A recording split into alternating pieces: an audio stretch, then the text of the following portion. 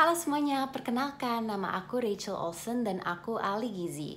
Untuk kalian yang belum kenal aku sering banget posting di Instagram namanya @sehatalarachael. Aku lebih sering posting tentang kesehatan di Instagram aku. Jadi kalau kalian belum follow, tolong follow aku aja dan DM. Aku sering banget jawab pertanyaan kalian.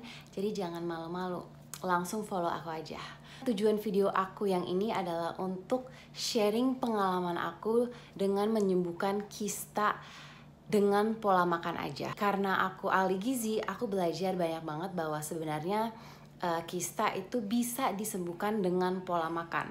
Jadi kalau kalian punya kista sekarang dan kista itu udah besar, jangan khawatir, juga bisa menjadi kecil lagi hanya dengan pola makan. Nah, pola makan ini yang aku akan share ke kalian karena setelah aku belajar banyak banget tentang apa yang sehat, apa yang baik untuk tubuh, aku melakukannya sendiri dan ternyata benar-benar mampu untuk menyembuhkan tubuh aku yang tadinya lagi sakit itu. Jadi sebelum aku mulai, mungkin aku sharing aja nih apa sih itu kista, karena kadang-kadang orang belum tahu ya apakah itu kanker, apakah itu tumor. Nah, sebenarnya kalau kista adalah sebenarnya kantong cairan yang bertumbuh di dalam ovarium. Nah, apa itu ovarium? Ovarium adalah hidung telur, tapi kondisi kista semua orang itu berbeda. Ada orang yang punya gejala lebih parah lagi daripada yang lain, tergantung letak kista kantong cairan ini itu di mana. Dan alasan kenapa aku pada akhirnya periksa ke dokter adalah karena di saat aku datang bulan itu sakit banget. Sakitnya tuh kayak aku nggak bisa berdiri. Aku ingat aku lagi jalan-jalan di mall, terus tiba-tiba di saat lagi datang bulan aku tuh kramnya parah banget sampai tuh aku nggak bisa berdiri. Jadi aku harus duduk lagi, kayak bener-bener kesakitannya tuh kayak nggak bisa aku tahan. Jadi sekarang aku mau kasih tahu nih pola makan apa yang aku ikutin yang pada akhirnya bisa menyembuhkan kista aku. Jadi pola makan yang aku lakukan adalah pola makan yang lebih nabati. Nah, mungkin kalian pengen tahu nih kenapa harus pola makan yang nabati. Jadi aku mau sharing dulu makanan apa yang aku hindari, karena kalau aku sharing makanan apa yang aku hindari, kalian lebih tahu alasannya kenapa lebih baik pola makannya harus nabati. Jadi makanan yang aku paling hindari yang pertama adalah susu dan produk susu. Karena ternyata di dalam susu sapi ini ada namanya hormon estrogen yang akan membuat hormon imbalance di dalam tubuh kita. Dan biasanya kista penyebabnya adalah karena ketidakseimbangan hormon. Jadi kalau kita mau menyembuhkan kista itu, tujuan pertama adalah untuk menstabilkan hormon di dalam tubuh kita. Nah, kenapa hormon di dalam susu itu bahaya? Nah, kalian bayangin aja ya, susu sapi itu tujuannya untuk membuat bayi sapi besar menjadi sapi yang udah dewasa. Nah, hormon di dalam susu itu sangat-sangat tinggi karena ya nggak bisa disamain sama manusia. Kita tidak sebesar sapi. Jadi tidak hanya susu tapi juga produk yang terbuat dari susu, seperti keju, seperti krim, seperti makanan kemasan yang ada susunya, apalagi biskuit, kue dan lain-lain itu sebenarnya juga mengandung susu yang kalau bisa kalian hindari sebanyak mungkin.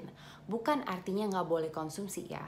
Boleh, tapi coba dikurangin aja. Karena kalau kalian udah makan yogurt, kalian udah minum susu, kalian udah makan biskuit, kalian makan kue, kalian makan pizza, kalian makan keju, nah itu yang akan membuat hormon di dalam tubuh berlebih banget. Jadi kalau bisa coba dikurangin aja dan kita memperhatikan dalam satu hari kita udah makan berapa banyak susu sapi. Kedua yang harus benar dihindari adalah daging merah atau daging yang sangat-sangat diolah atau diproses. Jadi seperti apa? Daging merah seperti sapi, kambing, bakso, sosis, nugget, daging yang dikaleng-kaleng, bacon, itu kalau bisa coba dihindari. Kalau mau konsumsi sebaiknya sekali seminggu aja. Kenapa? Karena sama juga seperti susu, dia mengandung hormon yang terlalu berlebih, tapi dia juga mengandung namanya lemak trans. Nah, lemak trans yang ada di daging merah ini dia sangat-sangat tidak sehat dan dia akan meningkatkan peredangan di dalam tubuh. Jadi kalau kita mempunyai peredangan yang terlalu tinggi, itu susah banget untuk sel imun di dalam tubuh bekerja untuk menyembuhkan kista tersebut. Jadi kita harus mencoba menurunkan peredangan dengan mengurangi makanan yang tinggi daging merah atau processed meat seperti yang tadi aku sebutkan. Ayam dan telur aku juga mencoba untuk tidak keseringan mengkonsumsi, apalagi kalau aku konsumsi telur itu kuningnya aku nggak konsumsi sama sekali. Dan ayam aku sebenarnya masih konsumsi tapi benar-benar jarang dan aku coba mengurangi.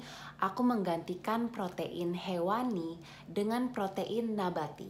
Protein nabati seperti tahu, tempe, terus kacang-kacangan, dan polong-polongan. Walaupun banyak banget orang yang bilang jangan makan tempe, aku tuh melihat banyak banget penelitian yang mengatakan bahwa tempe itu bagus banget untuk menyembuhkan kista. Jadi aku tuh lumayan kayak mix thoughts gitu, kenapa dokter rekomendasi jangan makan tempe. Tapi apa yang aku belajar dari gizi, sebenarnya tempe itu sehat banget dan bagus untuk menstabilkan hormon. Jadi aku tuh bingung banget, tapi aku benar-benar percaya dengan apa yang aku belajar. Jadi aku masih makan tempe, malah aku lebih banyak makan tempenya. Dan kista aku hilang, jadi benar-benar jangan takut untuk makan tempe atau kedelai.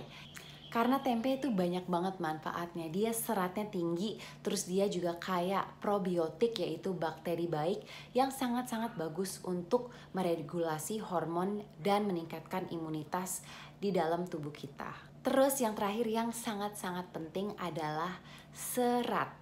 Serat hanya ada di tumbuh-tumbuhan, jadi dia nggak ada di produk hewani, nggak ada di telur, nggak ada di daging, nggak ada di susu. Pokoknya nggak ada sumber dari hewani yang mengandung serat. Jadi kalian perlu banget mengkonsumsi buah, sayur, tumbuh-tumbuhan, dan whole grains. Jadi gandum utuh kayak nasi merah, oatmeal, ubi, singkong. Pokoknya karbohidrat yang kompleks itu yang kalian lebih baik mengkonsumsi daripada kalian konsumsi karbohidrat yang sangat-sangat diolah kayak nasi putih, tepung, mie, gula. Itu semua kalian harus coba sangat-sangat dikurangi kalau kalian ingin meningkatkan asupan serat. Dan kenapa serat sangat-sangat penting? Jadi serat itu membantu mengeluarkan hormon berlebih di dalam tubuh. Jadi kalau kalian misalnya makan daging merah nih dan kalian ada sayurannya, hormon di dalam daging merah itu akan diserap sayur, jadi dia tidak akan meningkatkan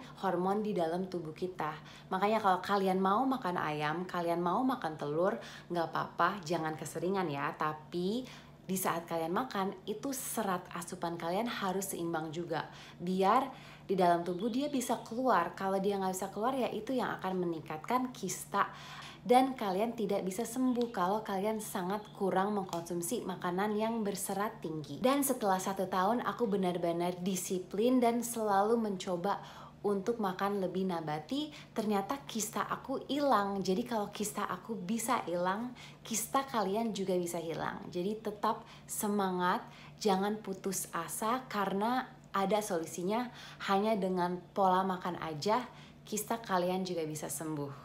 Dan daripada aku mau konsumsi susu sapi, aku lebih banyak mengkonsumsi susu kedelai, susu almond, dan susu oat milk. Jadi kalian ada opsi susu nabati lain kalau kalian benar-benar nggak bisa tidak mengkonsumsi susu.